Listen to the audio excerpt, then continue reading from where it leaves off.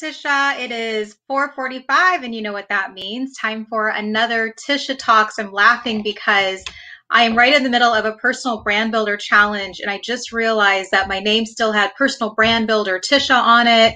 It was still scrolling with all of the things that I had this morning from my day 2 on what to expect, which I'm like, actually, that's not right. Let me fix this real quick. So here we go. Today, I want to talk about focusing on what you can control. What can you control? And if you are tuning into this live, definitely shoot me a message. Tell me hello, where are you from? And if you have any questions or comments, you can always use the chat. I do go back and I look through those and comment, whether you're here with me live or whether you are catching the replay. So today we're talking about, again, focus on what you can control.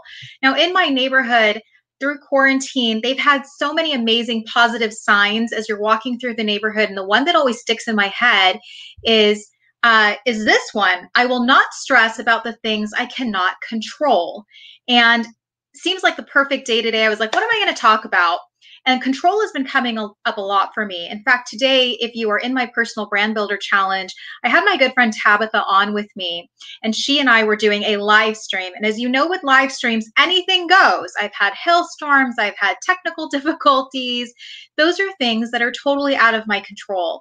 And as Tabitha and I were teaching people how to use color to boost their confidence, she was very poised, very professional, and all of a sudden her 3-year-old daughter comes in, Kate, and Kate wants a drink. Kate wants to be with her mommy, and that is absolutely okay. This is what happened.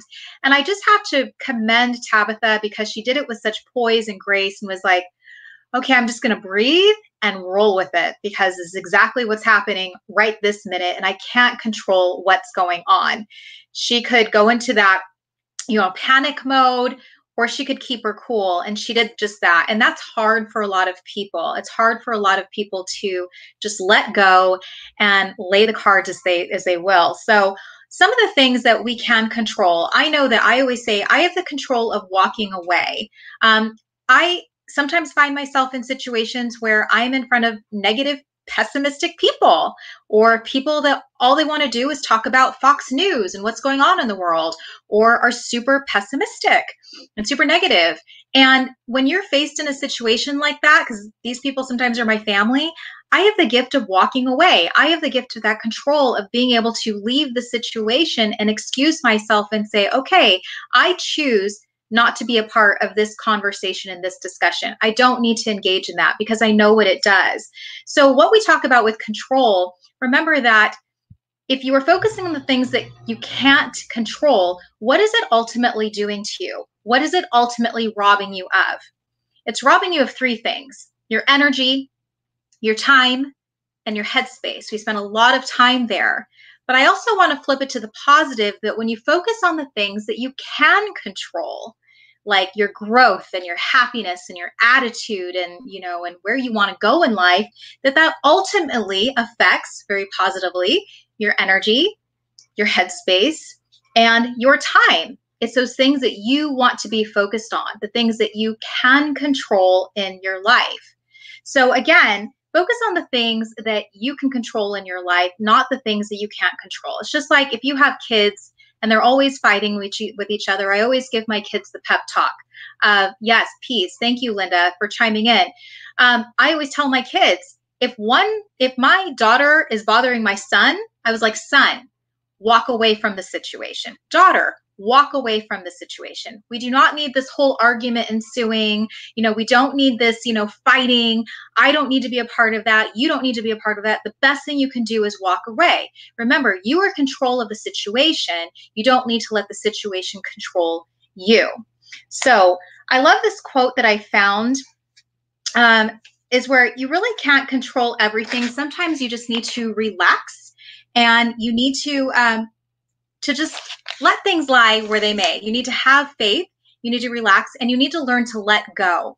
And that's when things start to happen. That's when life starts to happen. So learning how to relax and let go.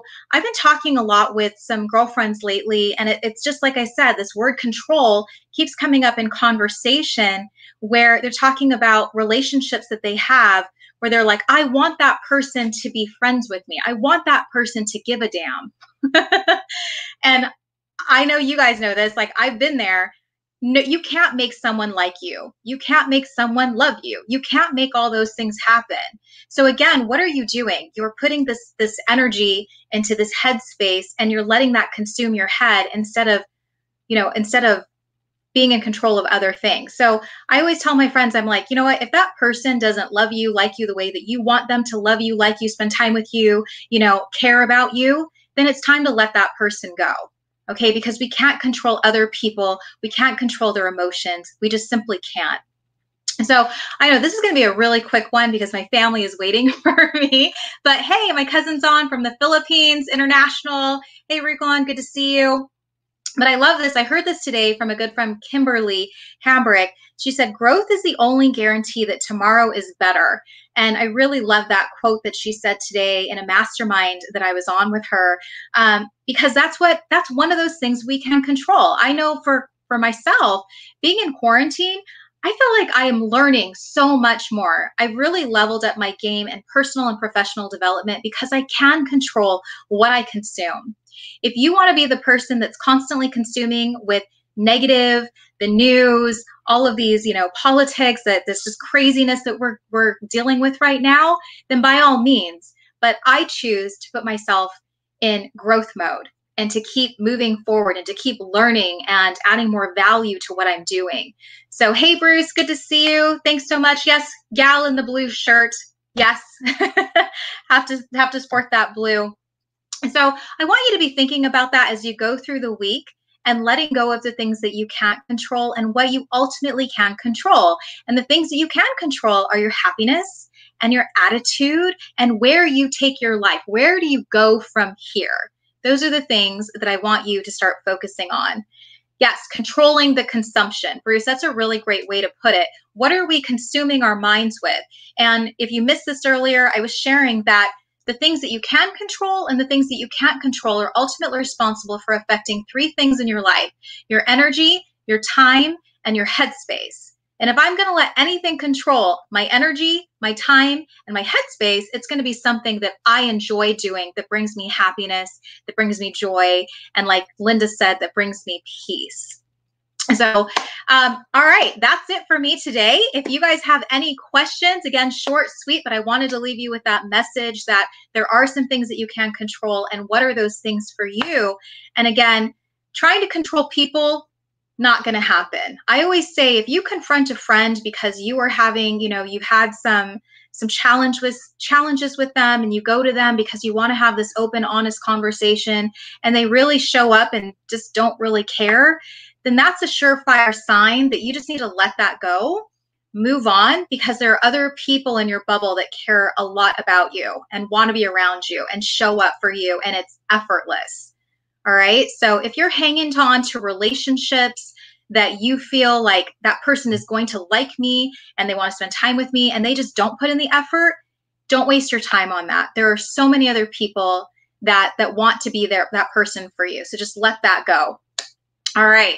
Okay. Yes, Bruce, energy. Energy is a big thing. It's a big thing. Don't let people drain your energy. Don't let things you can't control drain your energy. I shared the story of Tabitha earlier, and Tabitha, kudos to that mom, because her daughter, she was on a live stream trying to teach, and her daughter was like, I want to be with you, mommy. And she's like, okay, we're going to do this with kid in tow, trying to get this done. And that's how it went. And that's okay. Life is not perfect. Perfection is overrated. I say that all the time. And you just have to roll with the punches, honestly, especially if you're on a live stream and things are kind of going crazy and falling through the cracks a little bit. It's okay. Nobody's perfect. I think everybody knows that we are all humans here.